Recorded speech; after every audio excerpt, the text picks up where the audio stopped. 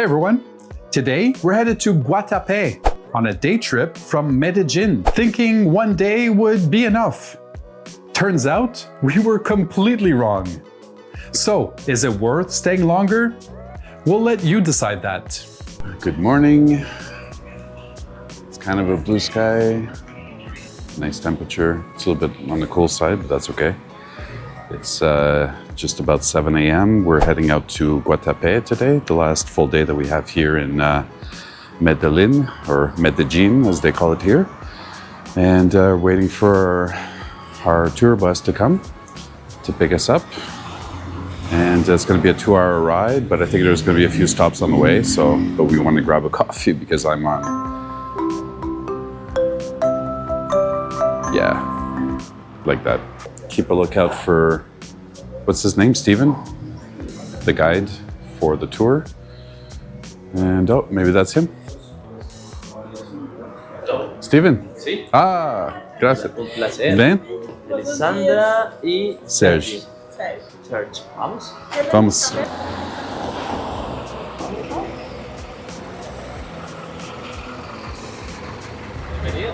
We were actually some of the first ones on the bus. So we opted for the nice front row view of everything. The bus driver made a few stops, and little by little, the bus started to fill up.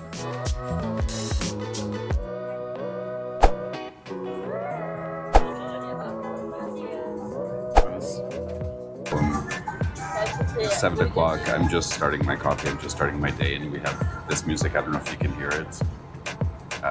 This song just ended, but I'm sure there's another song coming up. And it's not really the kind of music I crank in the morning. Maybe when I was 17 years old. Maybe this song is quieter.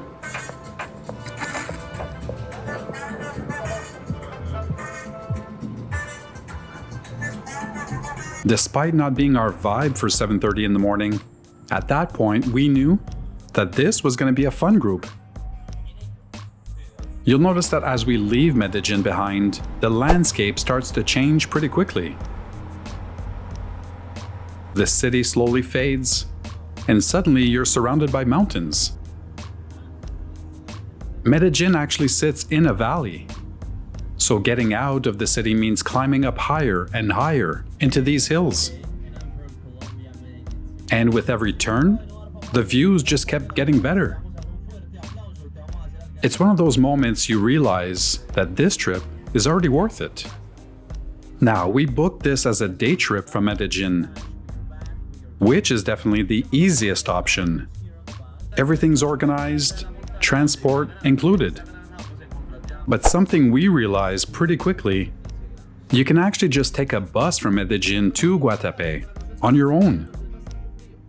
And you can stay a night or two in Guatape to enjoy the surroundings. And honestly, after seeing what's ahead, that might not be a bad idea. So we're arriving at our first stop. We're gonna have some breakfast. And apparently there's a bit of shopping here too, so. Guys, don't forget the plate number of our bus, 494. Our first stop for the day was breakfast. And this was a pretty typical Colombian breakfast. Our meal here, so we have some cheese, some eggs, arepa, and I guess a bread. And we got our coffee. You can also get chocolate with milk. Simple, but super filling. And exactly what you need before a long day like this. Next stop was a replica village of Guatape. Steve, our guide, gave us a heads up about it. So we're here in a place called Replica. Replica because it's a copy. They copied the church. It's like a little village here that we can come. So we're actually doing the boat ride. Those are boat ride included, but I thought the sequence was Guatape first and then the rock and then the boat. In actuality, I made that up in my mind, but Steve said that he's switching it around because if it rains, we can't do the boat tour. So we're gonna do the boat tour first. And so we're here in Replica and we saw this avocado lemonade. So we're like, oh, let's give that a try. Something new that we've never tried before, right? Yeah. And let me see, it's like kind of murky. I guess it's avocado that's been mixed and blended. So we're gonna give this a try and let you guys know if we like it. And we have about 10 minutes to explore here, and then we need to walk down to the boat. This is meant to give you a preview of what the real town looks like. And it's a nice place to take a quick walk around. Everyone's at the church. But honestly, it just made us more excited to see the real thing. After the short visit of the Replica village, we had a boat ride waiting for us. So we made our way down to the water. Gonna try the avocado lemonade. It's a really small bottle, eh? It's pretty good.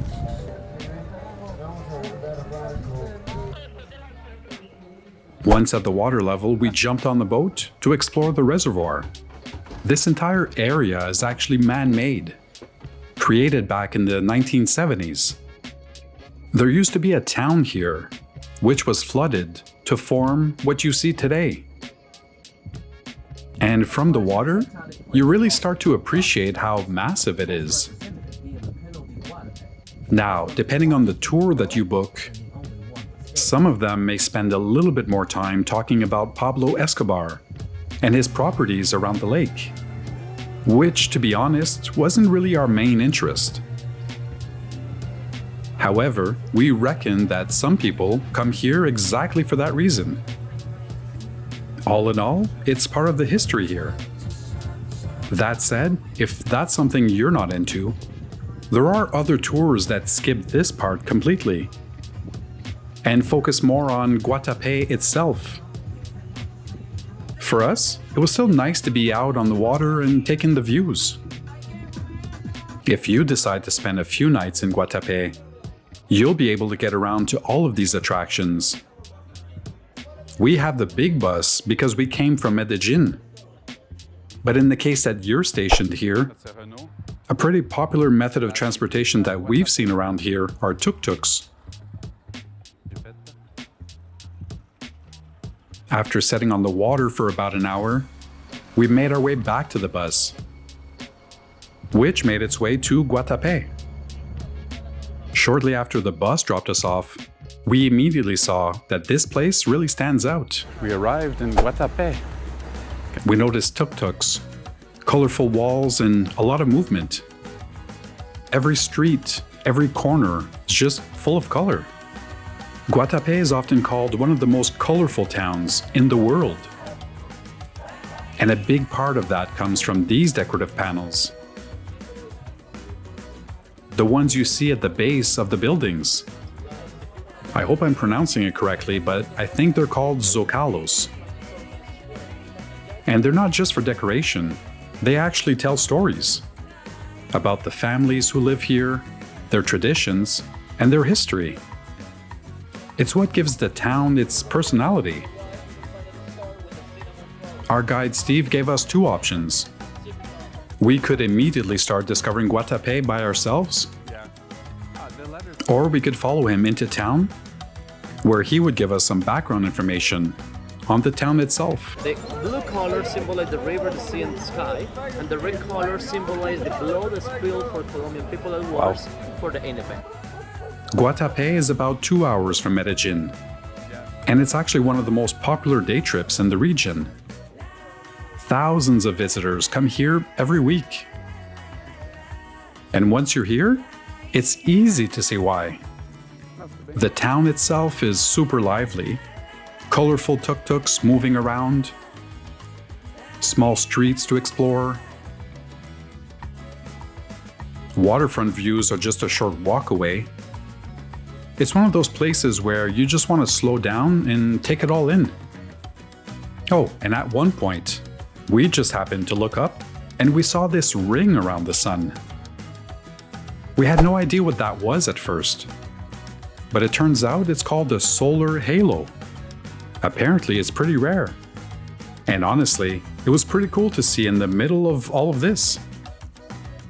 We decided to follow Steve for some additional information about the town. And after that, we had a bit of time to roam freely. But here's the thing, we only had about an hour here. And honestly, it wasn't enough. Not even close. Well, personally, that was way too short for Guatape, especially that I'm a photographer. 1 hour, not enough. So it was planned this way. Now we know, and now we can tell you, if you can, maybe avoid taking a tour, take a 2-day tour, so you stay overnight, because it's really cool over here. Not sure how you're gonna get around to the rock though. Probably you can get maybe an Uber, maybe some transportation from the hotel, but definitely need more than 1 hour to stay in this little city. Because Guatape isn't just a place you visit, it should be a place where you take your time. There was a bit of foreshadowing there because our next stop is the famous El Peñol rock. And this thing is hard to miss. It rises about 200 meters, right out of the landscape. And to get all the way up to the top, you're looking at roughly 700, actually closer to 740 steps. So this rock isn't just impressive, it's also incredibly old.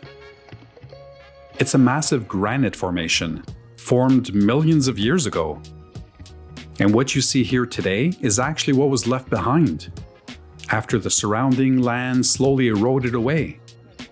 Which is why it stands here completely on its own. Now, this part is completely optional. You can choose to stay down and explore the area,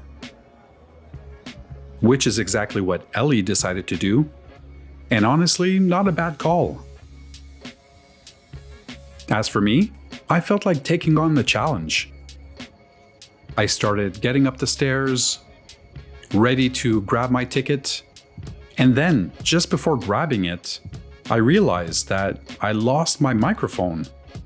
Somewhere between the bus and here. Or maybe Guatape? Not exactly the best timing. Well, that bites. Well, there's not much I can do right now, so let's just move on. I grabbed my ticket, and before starting the climb, I checked the clock. 1:32. And the goal was simple. Just see how long it would take to get all the way to the top. Step by step. It's not just the number, it's the incline. Let's just say you feel it, whether you're in shape or not. But once you're so close, you're committed. The steps are quite steep, and some of them are actually quite narrow, so you do need to take care as you're making your way up. Also, I noticed a lot of people taking breaks on the right-hand side. It was kind of a tough call. Try to balance between taking in the sights and progressing up the steps at a reasonable pace. Finally, I made it all the way to the top, and then I checked the time again. 1:46. 14 minutes. Not bad. I'll take it. Maybe I'm still in shape after all. But honestly, this is why you do it. You get a full 360-degree view of the reservoir, the islands, the surrounding mountains. It's one of the most unique landscapes in Colombia, and a pretty impressive one from all the places we've discovered as well. It's really great that from up here, you really get to see it. Meanwhile, Ellie had a much more relaxed experience, exploring the village down below, without the 740 steps. From up here, you really get a sense of how vast this place is. But after taking pictures and videos, it was eventually time to head back down. A quick heads up, once up here, there are places to buy souvenirs, water, some snacks, just in case you're wondering if they have water up there to rehydrate. Oh, and they also have these medical stations, just in case you pushed yourself too hard. but it was cool to see people of all ages at the top. It's not always a matter of how fast you can get up there. And what makes it easier is just the beautiful views that you have around. So on the way down, I took it a little slower this time. On the way up, it was more about the challenge, but coming down, you start to notice everything you missed. All of these little viewpoints along the way, perfect spots to stop, take a breath, and grab a few photos. Why not?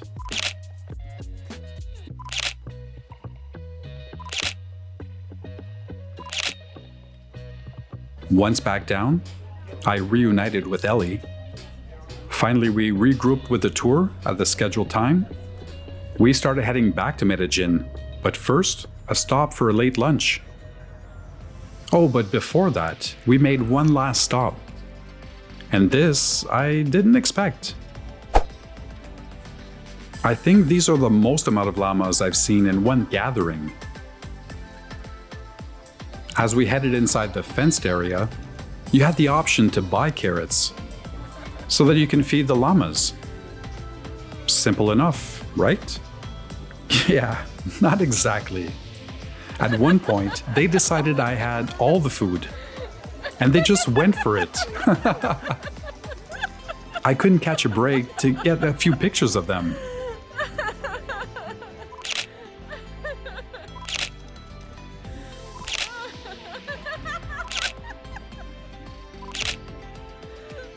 Let's just say I wasn't ready for that level of commitment. I had to hand over the carrots to someone else and break free from this mess. That was definitely not part of the original plan. Phew, after surviving that, it was finally time for lunch. We ended back at the same spot from earlier today. It's pretty simple local food, but honestly, after a full day like this, it really hit the spot. We felt this tour so far had been very well organized. However, if we managed to travel by ourselves, we would have had more flexibility on finding different types of restaurants. And we also would have spent more time discovering the town of Guatape. As we made our way back to Medellin, we had a bit of time to reflect on the day. And the truth is, a day trip to Guatape is absolutely worth it. You get to see a lot, in a short amount of time, of course.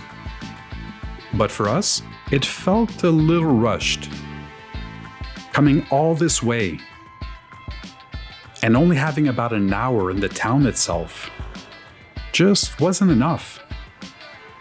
If we could do it again, we'd split our time, spend a few days in Medellin, and then come here for at least 1 or 2 nights, maybe even longer. Because honestly, it was really great discovering Medellin, and Guatape is one of those places you just don't visit. You experience it.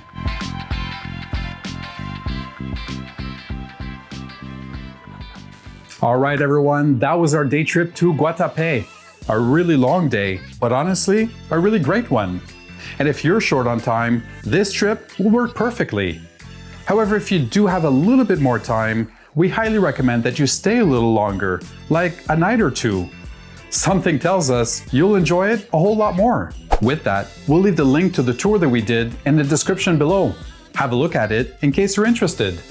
And if you're wondering about going to Guatape by yourselves, that's totally doable too.